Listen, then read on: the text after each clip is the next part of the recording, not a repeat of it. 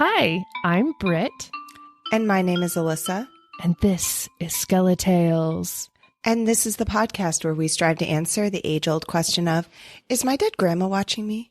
We do. We also share true tales of the strange, unusual, and paranormal. Heck yeah, we do. What are we talking about today, Britt? We are talking about cryptids today. Cryptids again. Don't we talk about cryptids all the time? I feel like whenever it's like, I'm always like, hey, Britt, what should we talk about this week? And you're like, oh, maybe, I don't know, cryptids. I've been begging to do cryptids, and finally Alyssa's like, all right, fine. I literally, when I was just looking for cryptids, I'm like, I feel like we just did some cryptids, maybe not. But then I'm like, wait, did Britt tell me this story? Because I totally blank out whenever you start talking to me about cryptid. No, okay. We sprinkle cryptids in other stories, other places, but here and there, that's where. Yeah, here and there. This one is directly dedicated. And to start things off this evening, I need to give you a very, very important quiz. Oh, me? To determine what slumber party would you plan to reveal what cryptid you are. And this is very important information for the podcast. Are you ready? Okay. Yay. Your mom said you can have a sleepover. Okay. Where is it going to be? Yay. Your house, your best friend's house, camping, or an arcade? An arcade. Oh, love it. Okay. How many people are coming? 1 to 3, 5 to 8, the whole gang, or just a few best friends? Just a few best friends. What will be the decor? Soft pillows and blankets, candles, plants, or disco balls? I mean, blankets sounds more comfortable than disco balls. Yeah, even though you're at an arcade, you can still have soft things. Yeah. All right. What's your first activity? Dance like there's no tomorrow, a few movies to set the chill mood, nighttime swim, or make some sweet treats? Oh, I want some sweet treats. All right. I am there for this. Okay. Now what's next? Gossiping, snack time, a harmless game of truth or dare, or never have I ever? Let's do the truth or dare, because it's nighttime at an arcade. Interesting. We've got our cozy blankets and some creepy. Sweets. The adults are finally asleep. Pick there's something. An adults? Where did they come from? What are they doing? They're owners of the arcade. I don't know. Okay, what rebellious thing are we doing? Not me. I'm good as gold. Time to rip out the big guns. Sweet treats galore. So more sweet treats. All right. 3, make your mark on some street walls. So graffiti or sneaking out. Sneak out. Yeah, gotta sneak out of that arcade. Yeah. All right. What time are you going to bed? Around 3 a.m., as soon as you're tired, or you'll be the first one asleep, or we're staying up all night? I would say right around 3 a.m. That seems good little witching I would try to there. stay up all night. I'm now confused what age I'm at. Did not specify. I'm pretty sure this is 40-year-old women that are needing to take this quiz. All right, it's time to say goodbye. What will your guests be taking home? Leftover snacks, photos from last night, a gift basket, or handmade cards? Photos from last night, because that's the only one I can remember. That was a lot of You ready? questions. Drum roll. This is so appropriate. You, Alissa, are Bigfoot. You are the life of the party, but you have a chill side. You have a huge friend group, and you have a weird love for soup. I do enjoy a bowl of soup. I really do. Is that a shared trait? A love of soup? You know, I read in his novel that he really enjoys a bowl of pine needle soup. I'm telling you, with the pillows and the disco ball. I mean, yeah, that's where that tipped the scales. Did you take this quiz? I did. What are you? Loch Ness Monster. Fuck you, you are. They nailed it. Thank you. It's the Scottish in my blood. Yes, that must be it. Oh, I bet you're hoping for Bigfoot. I was so fucking pissed. But you know what? I'm over it. You got Bigfoot, and that's good enough. I'll ride on your wave of a joy right now. Thank you. Oh my gosh. I love that quiz. It was a little longer and stressful than I expected. Choosing live choices. Really the goodie bag. I like that one deep. I'm like, I don't want to. I know. It seems like a commitment to make goodie bags for everybody. I know. That one really made me freeze. Well, I have a story. I don't have a quiz, but I have a story about a even cryptid. Better. Would you like to hear about it? Absolutely. I'm so ready. Okay. Langustina says, one night I was driving home at around 2 a.m. and this tiny, tiny white creature, probably as tall as a Pringles can, though maybe a bit smaller, walked across the road in front of my car. I couldn't believe what I saw, so I called my then boyfriend and frantically described the creature. He told me that it sounded like the Fresno Nightcrawler. And when I got home, I looked it up, and that is exactly what it looked like. I'd never heard about them before. I did not live in California, not even close. I still have no clue what it was. Some more details about what I saw, because I hadn't thought about this in a while, but now it's coming back to me. The bottoms of its legs ended in what looked like flowy bits or ribbons, and it was almost translucent. I could almost see the road through the creature. It walked at a kind of jaunty pace, just like a person might walk. The best way to describe it is like that super steppy walk that the dwarfs sometimes do in Snow White or Mickey Mouse does sometimes. I think she's talking about like marching, right? Or like a bowed-legged, maybe? I think the super steppy. Like when they kind of like when they lift, yes. When they lift their legs up high and hi ho, yes, totally. They're marching. I slowed my car down, but was afraid to stop it completely. And the thing disappeared as my car went through it. Honestly, it was so fucking cute that I wasn't even scared. But I was shaken up by having seen something like this. I've never heard of the Fresno Nightcrawler. It's adorable. So someone else I saw somewhere, they were talking about this and they're like, the Fresno Nightcrawler, oh my God, I always just thought that it was a serial killer. I never looked it up because if you look it up, it looks like a pair of pants taking a walk by themselves or just the lower half of a body. And I've seen other ones that literally are wearing jeans and it's just like jeans walking across a field. But I'm going to tell you a little bit more about the Fresno Nightwalker or Nightcrawler. According to Cryptid Wiki, Fresno Nightcrawlers appear to be relatively short creatures, approximately 1.5 meters, with most of their height being made up of their legs as they possess extremely small upper body. It is hard to find details in the upper body of the cryptid due to the poor quality of the footage. It is an extremely thin, white humanoid with no discernible arms. A larger specimen appears to have webbing connected from each knee to the torso. The cryptids appear to have very short, thin, and stilt-like feet. The caramel area creature is tall and gray with presumably no arms and long muscular legs. It is bipedal and walks in an odd manner with its backward bending knees. It resembles the Fresno Nightcrawler. I thought they were the same thing. I thought, okay.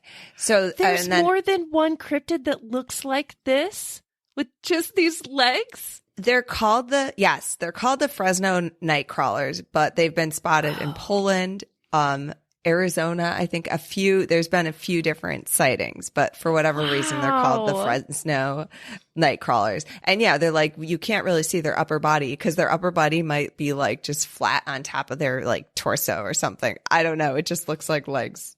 The origins, according to this Cryptid Wiki, is that while there have been claims that they are part of Native American folklore in the region, this has been debunked. The first sighting of a Fresno Nightcrawler happened in Fresno, California by a man named Jose.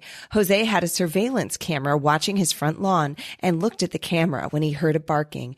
After being woken up by his barking dogs, Jose observed the Nightcrawlers on his front lawn through CCTV. He woke his brother up to rewatch the footage. Afterwards, his brother claimed to have seen small footprints outside, but by the time investigators made it to the site, all the evidence was washed away.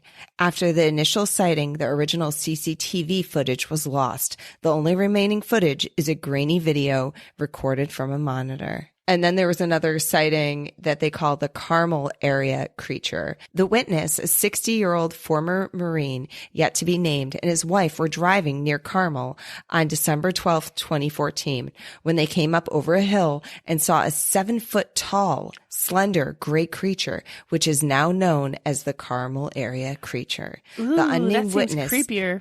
Yeah, doesn't it? The unnamed witness said the following, also 7 feet tall. That's much taller, like Pringle can sized. Now we got one that's 1.5 meters. So what is that? Like 5 feet tall? And now this one's 7 feet. Maybe it's growing. Maybe it's all the same creature and it's just getting larger and with it each started sighting. as legs and now it's growing into an actual thing. The unnamed witness said the following. We recently bought a place in the Fort Hill area. We first noticed after about 30 days of living here that we suddenly had a perfect circle that stays fresh green, no matter the weather, in our front yard. On Friday night, the 12th, we were driving home. After turning onto Carmel Road, which leads to our road, we went around the curve by the Carmel Church and then up a small incline, and approximately 10 feet over the incline and in front of our truck, the alien ran across the road and into the woods. There have been many possible sightings of the Nightcrawler in the form of the Carmel area creature, a thin, armless, pale white humanoid creature seen in Ohio. And then the creature's also been spotted in Yosemite, but that one was real small, less than 0.5 meters. And you can see a webbing of some sort connecting from the knees to the upper body. It's also been videotaped in Poland. And that footage was kind of shaky, so maybe not. Maybe it was actually just a pair of jeans. And then the most recent sighting was one in Billings, Montana, captured on a home surveillance system at 9:45 p.m. on April 25th, 2020. So specific. Oh, not too long ago. So some of the explanations are that it's an alien or an extraterrestrial being. Some other people think it's a new species, possibly a primate with short arms. A misidentified deer standing straight up. Pants and or a puppet on a wire. A bird walking like a crane. And a person wearing big pants and walking on stilts. Where is the crane wearing pants? Because that could be a possibility, It's right? possible. Really, it seems like anything that anyone mentioned made that list. Like, maybe. I love this. It's truly perplexing. I thought for a second, first thing I wrote down was fairy, like possible like forest spirit, fairy, ghost. The depiction almost does sound like a root vegetable of some sort, you know, like with its little legs that are wispy and like, just you know how a torso. sometimes carrots can grow with the two legs? Like maybe I'm with you. Come to life. I hope it's like that now.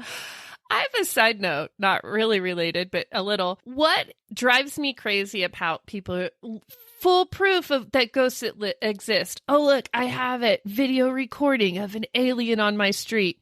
And they have the CCTV pulled up on a screen, and it is a cell phone video of the monitor that the video recorded. I am like, we live in 2023. You can't like put that on a floppy disk or a thumb drive or literally like Google Drive. Like there are so many ways that you can get this recording off of a computer. Why are you? It's because I look at those and I'm just like, fake.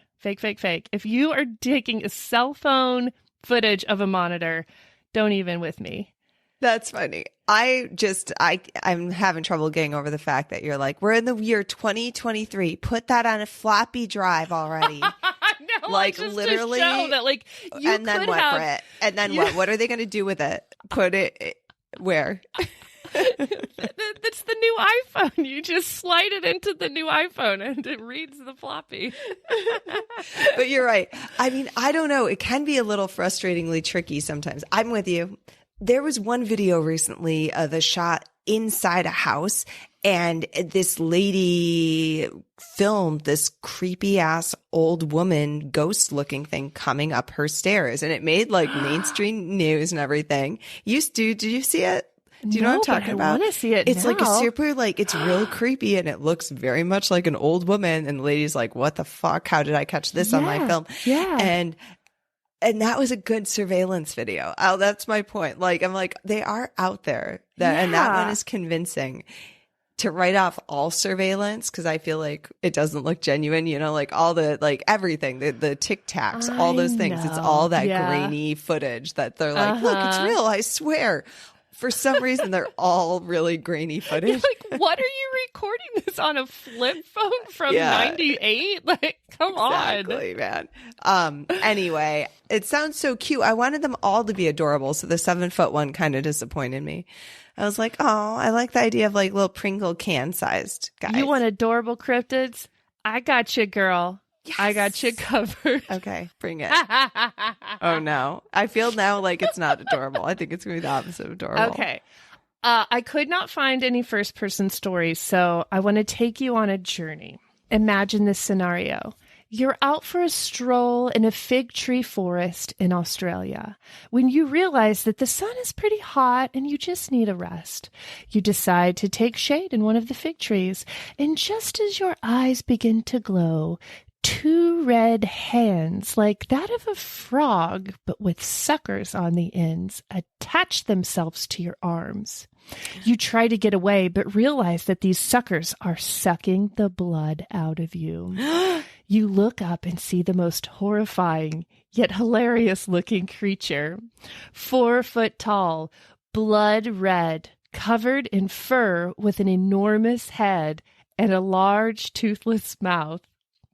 The creature drains just enough blood from you to leave you weak and helpless. While you're laying there, fighting to stay conscious, you notice the creature climb down from the fig tree. It has a glint in its eye, like someone who's just handed them a large slice of cake. And with its large, toothless mouth, you begin to be swallowed whole. You're too weak to even fight back or move, and you slide down the creature's throat. At this point, the creature becomes very thirsty and drinks a hefty serving of water, and then takes a nap. You try to decide how you're going to get out of this situation as you're still so weak. Before long, though, the decision is made for you as the monster then vomits you up whole. And you realize that you now have a reddish tint to your skin and you appear visibly smaller.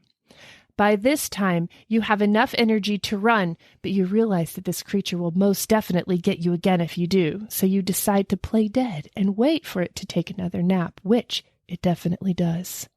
As you begin to stand up to run, you realize that they weren't fully asleep, and those blasted suckers are back on you, sucking your blood once more.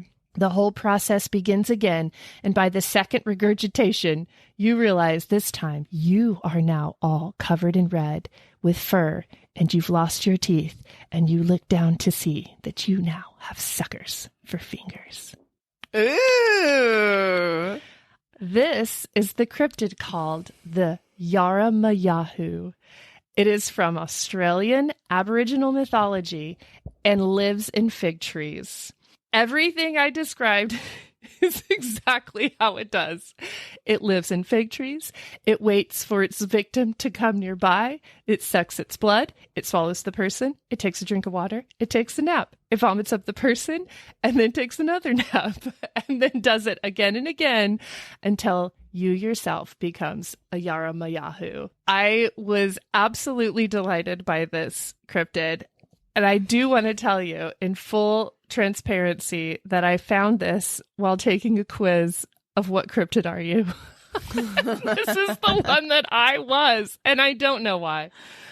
Maybe because I have a big mouth. That's really, I was trying to decide, like, that sounds better than being ripped to shreds by sharp teeth? What do you think? I don't know. I thought, and then I was like, wait, no teeth? And then it's like, it's like sucking. That's like our barn cat. She has no teeth. That's just lots of drool, I'm sure. Yeah, she just sucks the mice to death. Sucks the fur up. Oh my God. Back in the day, this was told to young children to keep them from getting into trouble or like napping at a tree or... Yeah, I was going to ask you why. Like, what's the intent? I don't know. I'm not totally sure. Do you think there's other like snakes or dangerous animals or something that were attracted to fig trees so they didn't want the kids to be near them? Oh, interesting thought. Could be. You figured out something that I didn't. I figured it out. Oh, hell yeah. Good night. Good night, everybody. Take it from here, Britt. What I really loved, similar to your cryptid, were all the different illustrations of this one because sometimes it looks like a little alien dude. Sometimes it looks like a gigantic frog person. Other times it looks more humanoid, but with like no teeth. But it's always red. I think it's my new favorite cryptid, actually. All right. What do you got for us? Okay, so my next story actually takes place not too far from Australia, over in Indonesia. And Rajan says, I'm Indonesian and I have a secondhand account story to tell you.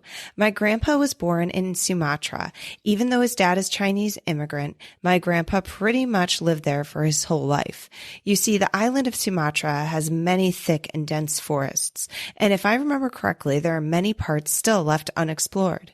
My grandpa was quite adventurous when he was younger. He often goes to the forest with his friends to hunt squirrels and other small wild animals. One day, my grandpa and his friends decided to go to another region in Sumatra and hunt in a more remote and unfamiliar forest. He said he got bored hunting in the same forest all the time. So, accompanied by his usual hunting friends, they hired a local guide and entered the forest. After hunting for squirrels all day, they realized that they were lost. Their local guide said he'd never seen that part of the forest they were in, which was weird because he made sure to stay in the area he was familiar with. My grandpa said it felt like they were hypnotized by unseen forces, and before they knew it, they ended up in unfamiliar part of the forest.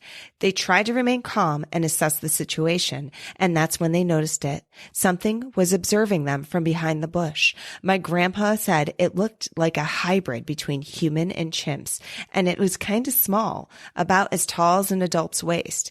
He said he couldn't explain it well because how weird that thing was, but he did remember one particular detail about the creature or thing. Its front feet were in reverse position, so when the creature would walk, it looked like the creature was walking backwards. The creature noticed my grandpa's party was aware of its presence and walked away from the scene. Weirdly enough, the creature wasn't running at all, so out of curiosity, the party decided to follow the creature. They arrived at an open area where a herd of the creature gathered. My grandpa said they were talking some kind of unknown language, like a wild man language. The party decided enough curiosity and time to scram out of there because they were in an unknown situation and they could be in real danger. After walking for hours, they miraculously reached the edge of the forest sometime after sunrise, and luckily enough, the creatures didn't follow them at all. It's up to you guys if you want to believe me or not, but one thing I know for sure, my grandpa wasn't a liar. He kept telling us this story even after he reached a very old age. This story got me interested in cryptozoology, and of course, I did some research on orang pendek, and some testimonies from natives across Sumatra were similar to my grandpa's. One thing that I want to mention is that the creature speaks some kind of unknown language. That's why the very first time I heard Sierra sound, I got shivered all over my body. To think these creatures are intelligent is very exciting. So the orang pendek, I did look up, but it just seems like most of the pictures I was seeing was about this little ape humanoid creature. And they don't know if it's like a missing link situation or a lost like branch of evolution. But the legs facing the wrong way, that was a big nope for me. That is a big nope. So like its legs, was it looking them in the eyes when it was walking away? or were its legs facing them when it was walking away? What's compelling about your story from Indonesia is that there were several people in this group that were in the forest where they were hunting, right? Yes. And so it's not just the granddad who saw this one like weird forest creature. It's like this whole group of people saw it. And what's kind of eerie too is they saw a whole like herd of them. Yeah. Like, what if like they were not the ones they're doing the hunting? They just got lured and then all the herd everyone turned at once and it rushed them. They're back. Or even if all their heads just turn at the same time to look at them. Yeah. Yeah, that would be enough for me. No. I would be like, we don't belong here. We don't belong here. That does not something. One alone. I didn't want to see one of them. Why would you follow that creature that looks like it's walking backwards? No. Because it wasn't they're hunters, so they don't think like us. True. They're like after the animals. Yeah, they were probably excited about the idea, whereas we were just like, that's fucked up, run. Yeah, no. And they're probably armed, so they were like, what could it do to us, really? Good story. Good story. Remember earlier when we were talking about how I'm basically the Loch Ness Monster?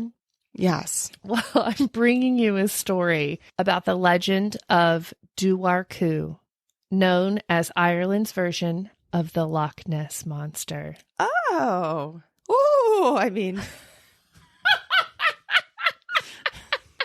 What's that? Ooh. Me Loch-ness. In 1722, in a village in Ireland, there lived a couple, Grace and Terence. Grace decided one day to head to the lake to wash some clothing. She was not gone long before Terence hears her screaming from their home. He dashes down to the lake as quickly as possible to see a horrific sight. His wife, Grace, had been torn apart on the shore by a 7-foot-long, gigantic otter, also known as the Dobhar-chú, also known as King Otter.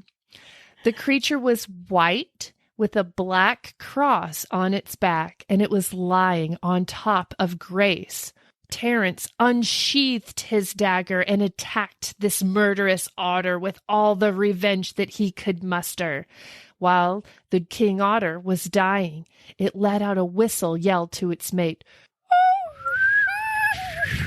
Hold on, I can whistle yell better than that. Stop making me laugh, Alissa. I can't whistle when I'm laughing. Just like that. Just make sure it sounds like a dying whistle. Oh, yeah, he's got to be dying. Oh, shit.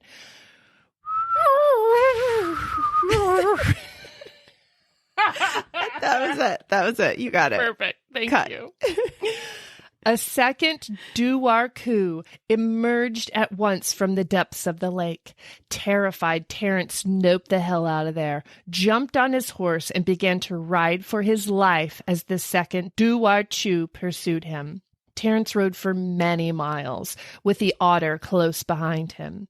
Eventually, It's running? Yeah, I mean, otters are pretty quick. Have you seen them before? Imagine land? A 7-foot one. Yeah. I guess. Okay. And full of also rage. Full of revengeful rage. True. Okay. But eventually Terence had to stop because his horse's foot needed to be reshod. And I don't know what that is, but I'm sure it has to do with maybe a horseshoe? I don't know. Yeah. So he stops Reshoed? So he stops at the blacksmith in town, and the blacksmith there knew the ways of the King Otter, and he gave Terence a sword and told him, Irish, when creature charges, he'll put his head right through the horse. Oh, fun fact about the King Otter. That was one of its known abilities, is if it was charging, it could bust through solid rock. So blacksmith knows this. He's like, it's going to charge through your horse, man. He just takes a time out. It's like, Tio, my horse is down a hoof. Otter. Where's the otter? Just chilling, waiting for him right now? Well, the horse is faster than the otter. We all know this. Horses are faster than 7-foot otters. I understand. But the otter's at their tail. Otter's coming up. Terrence has the sword. He says, oh yeah, he'll put his head right through the horse.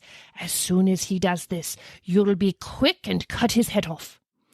Terrence, who was still on his horse, stood his ground near the forge. The huge beast came at full charge. Then, as it put its head right through the horse, as predicted by the blacksmith, Terrence was ready. Determined to avenge his wife's murder, Terrence put the sword through the Dobhar-chú's head, killing it instantly. Now, this story has been told over the years again and again, and it has its slight differences, but the story pretty much remains the same about the couple and eventually Terrence killing the Dobhar-chú. In Drumans, Ireland, at the Conwall Cemetery, you can go visit the actual grave of Grace Conley yourself. And believe it or not, carved on her tombstone is a detailed depiction of her killer, the Dobhar-chú. The story of the Dobhar-chú has been told since ancient Ireland, and it has been witnessed by several people over the years. The most recent sighting was in the year 2000, so 23 years ago, by an artist and his wife while they were on a boat. Did the wife end up dead again? And the artist blamed it on a big giant otter? As a matter of fact, her grave has an otter on it too. This seems like a real convenient scapegoat, this giant otter. People are seeing this, but unlike the Loch Ness Monster lives in one particular lake. They say these otters, they migrate. They're on lakes all over the place in Ireland. So you could very well go to Ireland and spot one of these king otters yourself. And that is the story of the Dobhar-chú. I'm so baffled that this is a thing. A giant 7-foot otter is like a cryptid, but I love it. It seems very Irish and ridiculous. And what I keep thinking is that otters have a favorite stone. I don't know if you know this about otters, but they usually keep a favorite little stone, and they keep it like in their armpit or their pouch or something. Like they hold on to it, and it's a stone they use to open like shells and stuff like that. I learned this in a Otter and Narwhal book. It's a children's book. So what I keep thinking is like, how big is that otter stone is what I kept thinking about, because most otters are like little too, they get little pebbles, and I kept thinking about that otter and how big his stone is and where he keeps it. It's just a headstone, a grave headstone. Yeah, there we go. He has it ready to go with his picture engraved in it. Oh, Lord. Wow, these were fun. We went all places with this cryptid. I like it. What I love about cryptids is that there's so many. We have just barely scratched the surface of the cryptid world. If you listeners know of any fun cryptids that you would like to share with us, there are several ways to get in touch. Heck yeah, there are. You can email at us at our hotbox, SkeleTalesPodcast@gmail.com. You can also call us on our hotline. That number is 302-689-DEAD, 302-689-3323. You can find us on all the socials. We're on Instagram, Facebook, TikTok. Go find us. Go join our community. It's a lot of fun. I want to shout out real quick to Kay Spurler out there, who is our newest Patreon member. Thank you, Kay. Thank you. And you can also join our Patreon Skele team for as little as $1 a month. And you get extra content over there, never before seen or pre-seen before we post it other places. And so that's just at Patreon at SkeleTales Podcast. And we also have a merch shop that has some haunted shit, some spooky shit. My favorite thing in the shop at the moment are these stickers that Alissa designed that glow in the dark, and they're little ghost mushrooms, and they are amazing. Oh, Alissa. Yeah, what's up, Britt? Speaking of cryptids, there's one last thing I need to tell you. Oh, okay. Yeah. Haunt y'all later. Haunt you later. Good night. Good night. Ow. What would a otter say? Oh, the whistle. How? It's it's an evil otter with an evil Irish otter.